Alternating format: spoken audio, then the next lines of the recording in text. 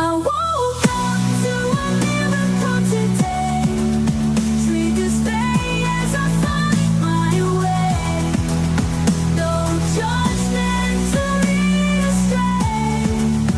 In this peaceful state I'll stay. Welcome back. It's good to settle into this space again, isn't it? It really is. A chance to just arrive and be present. So today we're doing an exploration of a really potent lesson from the course's workbook. It's Lesson 300. Only an instant does this world endure. That one sentence. Yeah. And it's interesting because, as the lesson points out, it can land in two very different ways. Profound sorrow or incredible freedom, it holds both. Yeah, that duality is what we want to explore. How does this idea shift things in our actual lived experience, particularly around things like, say, intense regret? Right, because regret often feels so incredibly permanent. So how does only an instant help with that? We hope you'll reflect along with us, and as always, we love hearing from you. You can email us. It's ACIM@theworldharmonyproject.org. We also share content on TikTok and YouTube. Our handle there is @TheWorldHarmonyProject. Your questions and insights really enrich this whole process for us and hopefully for everyone listening. Absolutely. Thank you for being part of this community. Okay, so shall we start with the lesson text itself? Let's do that. I'll read the first part. Okay. Lesson 300. Only an instant does this world endure. This is a thought which can be used to say that death and sorrow are the certain lot of all who come here, for their joys are gone before they are possessed or even grasped. Yet this is also the idea that lets no false perception keep us in its hold, nor represent more than a passing cloud upon a sky eternally serene. And it is this serenity we seek, unclouded, obvious and sure today. We seek your holy world today, for we, your loving sons, have lost our way a while. But we have listened to your voice and learned what to do to be restored to heaven and our true identity. And we give thanks today the world endures but for an instant. We would go beyond that tiny instant to eternity. That opening line, only an instant does this world endure. It just hits you, doesn't it? It really does. It feels like it pulls the rug out from under everything we think is solid and real. And the lesson immediately acknowledges that reaction. It says, this thought can be used to say, basically, life is tragic. Right. That death and sorrow are inevitable because nothing lasts. Joy just flickers and disappears before you can even hold on to it. That's the ego's interpretation, isn't it? It jumps right on that. See, it's all pointless. Everything crumbles. Loss is the only guarantee. It confirms that core fear that existence here is inherently flawed and ultimately ends in decay and death. I had an experience like that just watching a crew paving a new sidewalk the other day. Oh, yeah? Yeah, they were being so meticulous, smoothing the concrete, making it look perfect, so much effort. And my first thought instantly was, well, in a few years it'll be cracked and then stained. And eventually they'll just tear it all up and it'll be gone. A feeling like all that precision was somehow doomed from the start. I recognize that feeling, that sense that all effort towards form is ultimately futile because the form itself won't last. That's it. We look for stability in the concrete, in the physical. We want things to stay. And the ego uses that desire. It says, if the form breaks down, then the meaning, the effort, the love invested, that breaks down too. Which feels terribly sad. If the sidewalk is just going to crack, why bother making it smooth? If everything ends, why try? Doesn't only an instant just lead to giving up? Well, that's where the lesson offers the pivot. It presents the other way to use the thought. The freedom interpretation. Right. The lesson says, yet this is also the idea that lets no false perception keep us in its hold. Okay. So the fleeting nature isn't the tragedy, it's the release from the tragedy. If the sidewalk cracking feels like a tragedy, it's because we invested our sense of peace or stability in the sidewalk staying perfect. We looked for permanence in the form. Right. We mistook the form for the substance. And the lesson says, the fact that the sidewalk is temporary, that the world only lasts an instant, that same fact means that any mistake we made, any pain we felt, any crack in our own past, That's also temporary. It only lasted an instant, too. So the impermanence applies to the problems as much as the joys. Mm-hmm. The perception of decay, the cracking sidewalk, the painful memory. That's the passing cloud. And the lesson directs us beyond the cloud, towards the sky eternally serene. Yeah. It's saying your peace, your true identity, isn't invested in the concrete. It's not dependent on the form lasting. The serenity we seek is unclouded, obvious, and sure. It has to be beyond the temporary. So the effort in smoothing the sidewalk wasn't futile. The intention, the skill, the focus, that was real. But the mistake was attaching the value solely to the outcome, the physical form. Exactly. We're not here to build things that last forever in form. We're here maybe to realize that we are what lasts forever, untouched by the coming and going of forms. If the world only lasts an instant, then the sorrow we feel about the world, the guilt about our actions in the world, that can also only last an instant. The moment we truly accept the world's fleeting nature, its power to define us or hold us captive starts to dissolve. We spend so much energy trying to prop things up, trying to prevent the cracks, trying to hold on to moments. That energy, that strain, it's a measure of how much we believe in the illusion of permanence in form. This lesson really forces a reevaluation of where we place our trust. What are we really counting on? It makes me think of that image of Tibetan monks creating a sand mandala. Ah, yes. The intricate patterns. Right. Days, sometimes weeks, of just incredibly focused, painstaking work. Millions of grains of colored sand placed so precisely, creating this stunning, complex image. And then once it's complete, they sweep it all away, just brush it all together, and often pour the sand into a river. from one perspective, it looks like a terrible waste. All that beauty, all that effort, just gone, destroyed. That's the view that values the form above all else. But the monk's perspective is different. They understand that nothing real was ever in the sand. The value wasn't contained in the colored grains. No, the value was in the intention, the focus, the meditation during the creation, and crucially, the final act of letting go, non-attachment. The beautiful form was just an expression, a temporary manifestation, not the thing itself. The form was the vehicle, not the destination. Okay, but translating that, how does that apply to, say, trying to improve myself or building a loving relationship? If those forms the better self, the relationship, are also part of the instant, why put in the effort? Why strive for goodness or growth if it's all just a passing cloud? That's a really important question because we do engage with forms, we live in relationships, we work on ourselves. The Course isn't saying don't engage. So what's the purpose of the effort then? The forms become the classroom. The relationships, the goals, the striving, these are the places where we learn, especially through the challenges, the cracks, the moments where things don't last. So the breakdown of the form isn't failure, it's feedback. Kind of. It teaches us where not to place our ultimate faith. The effort isn't wasted if the goal shifts. If the goal isn't the perfect, enduring form, but the realization of the serenity behind all forms. So the practice becomes about noticing. Noticing when I'm looking at the cracking sidewalk or the difficult relationship moment and feeling that sense of loss or failure. Right. And then consciously choosing the other perception. The one that sees the cloud, but remembers it's just a cloud passing through the vast, unchanging sky. It's not about denying the cloud is there, not pretending the sidewalk isn't cracked. No, not denial. It's about recognizing the cloud, as a temporary event happening within a much larger, undisturbed reality. The mind naturally focuses on the drama, the cloud.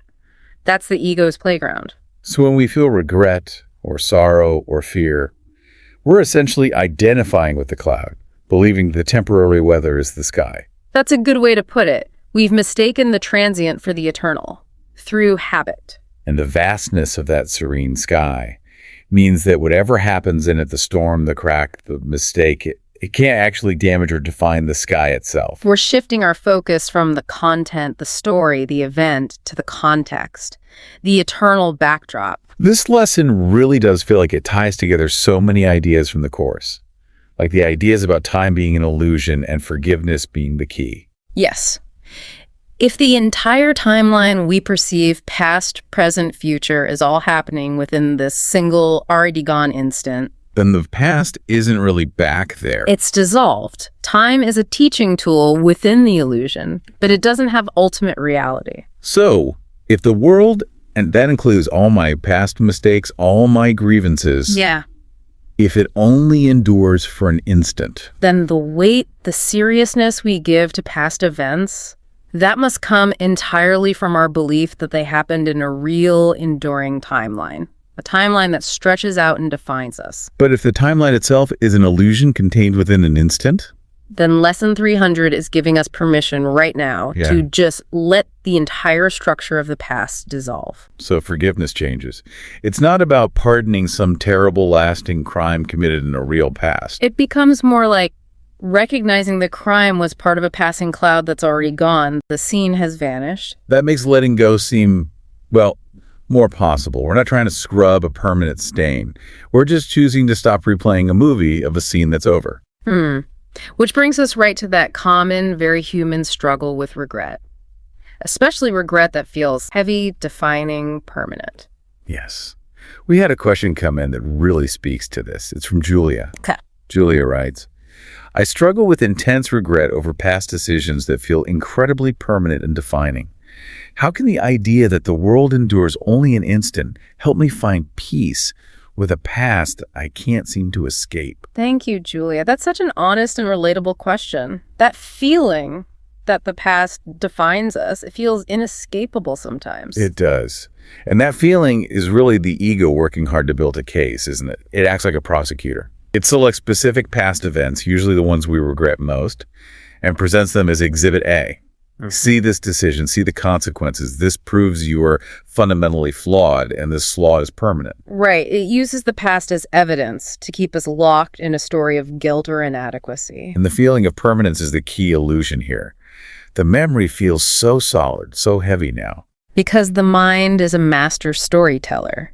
It takes a fleeting image, a moment from an instant that's long gone, And plays it on repeat, over and over, until it feels like the only reality.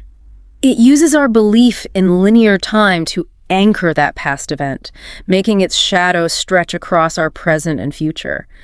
But the weight we feel now isn't the weight of the original event. It's the weight of the thought we're having right now, about something that vanished in an instant. And Lesson 300 directly challenges that feeling of permanence. It undermines the entire foundation of regret. How could one decision, made within a world that itself only lasted an instant, possibly carry eternal weight? The question becomes, what if that thing you regret so deeply?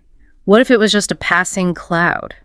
Not a permanent stain on your soul, not a defining characteristic of who you are. It shifts the focus away from what happened then to what am I choosing to believe about it right now. If the event was a cloud, then holding on to the regret, replaying the story, that's just choosing to keep looking at the cloud instead of remembering the vast, serene sky that you actually are. Okay, so let's try to make this really practical. How can someone like Julia, or any of us dealing with heavy regret, use this lesson? Maybe we can outline some steps based on the course's principles. Good idea. A way to actively bring Lesson 300 into those moments of pain. Okay, step 1. Identify the situation and acknowledge the feeling of permanence. So first, you bring the specific memory, the decision, the event to mind, the one causing the pain. And acknowledge the feeling, the regret, the sadness, whatever it is, and really notice, crucially, how permanent it feels, how solid. Don't analyze it. Don't judge yourself for feeling it. Just observe, okay, this memory feels really heavy right now. It feels like it defines me. This step is about clearly seeing the cloud you're dealing with. Yeah. What does it look like? How does it feel in your body, maybe? A knot in the stomach, tightness. Right. Just inventorying the illusion without adding more judgment, because judging the feeling just makes the cloud seem even more solid and real. Okay, then step 2. Recall the lesson's key truth. So you're holding that feeling, that memory in your awareness, and then you gently introduce the core idea from the lesson. You just say it to yourself silently or out loud. Only an instant does this world endure. Let that huge cosmic statement kind of bump up against the specific personal feeling of regret. The world where this happened, the me who did that, the consequences, I fear, all of it, the whole scene, endured only for an instant. This is often where the mind pushes back. How can one little phrase undo years of feeling this way? Yeah, the resistance comes up. But the power isn't in repetition exactly. It's in introducing a completely different frame of reference, a higher truth that contradicts the ego story of permanence. You're reminding yourself. The stage itself, Anna, the weight I feel now is just the echo. Okay. Then step 3, apply the course's process of correction. It means actively choosing to see the situation through the lens of the course. It involves recognizing that the you who made that decision, that was a temporary identity, operating from fear, confusion, limitation, what the course calls the ego. That identity belonged to the instant that's gone. Exactly. The eternal self, the truth of who you are, the Son of God, that self was never involved, never touched, never diminished by the mistake. So the reframe could be something like, this memory is a passing cloud, not the eternal sky of who I am. Yes. The correction is undoing the error in perception. The error was believing that an action taken by a temporary fearful self could permanently stain the eternal self. The correction affirms the self is still pure, whole, and untouched. But what about consequences? Sometimes decisions do have lasting effects in the world. A lost job, broken relationship. Those don't feel like just an instant. How does this apply then? That's a fair point. The Course didn't deny that forms change or seem to have consequences in the world of form. The lost job, the changed relationship, those are forms. And like the sidewalk, those forms are also temporary and will eventually change or dissolve. So the focus isn't on denying the worldly consequence. No. The focus is on undoing the spiritual consequence, the belief that the worldly outcome has permanently damaged your worth, your identity, your connection to peace. The consequence is a form, the guilt about the consequence, the belief that you are now less. That's the cloud we're addressing. We're correcting the belief that the past event holds power over our intrinsic worth right now. Precisely. Okay, so that leads to step 4. Observe the shift in perception. After doing steps 1, 2, and 3, what happens? You don't force anything. Don't try to manufacture a feeling of bliss or instant relief. Just observe. Notice if anything shifts even slightly in your internal experience. What might that shift look like? It could be subtle. Yeah. Maybe a feeling of space opening up around the memory. Like it's still there, but it doesn't fill your entire mental screen anymore. Its grip might feel a little looser. Or maybe just a deeper breath, a slight relaxing in the shoulders. Exactly. Or even just a moment of quiet where the usual mental chatter about the regret pauses for a second. You might become aware, even faintly, of the background, the vast, quiet sky instead of just the cloud. That awareness is the shift.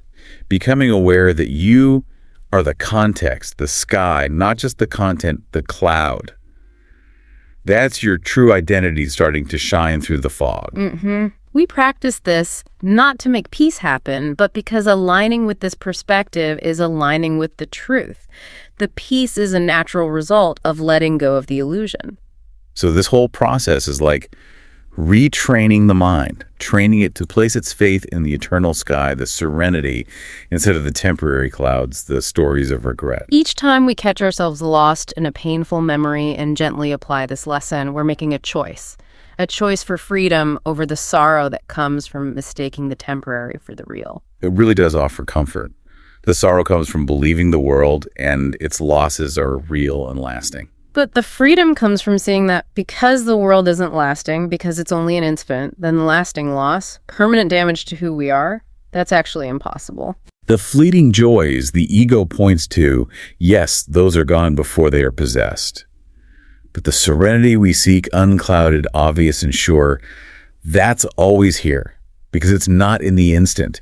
It is the eternity the instant appears within. It has to be outside of time and form.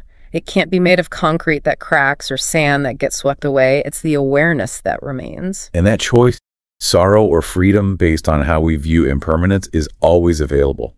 Every single time a regretful thought comes up. We get to choose. Does this fleeting world prove life is tragic? Or does its fleeting nature prove I'm free from every painful story I ever told myself about it? We can say, that thought, that feeling, it belongs to the instant that's already gone. So, Lesson 300 really lays out this fundamental choice. See the world's brief duration as proof of loss, or embrace it as freedom from every mistake, every grievance, every limiting belief. And by choosing again and again to see the world and the past as that passing cloud, we open ourselves more and more to the constant, unwavering serenity that is always here, just waiting for our attention. Thank you for joining us in this exploration today. It's always valuable to delve into these ideas together. It really is. And if this resonates, or if you have questions about applying it, please do reach out. Again, the email is acim@theworldharmonyproject.org. And you can find us on TikTok and YouTube at The World Harmony Project. We truly appreciate you sharing this space with us. And perhaps hold this thought gently.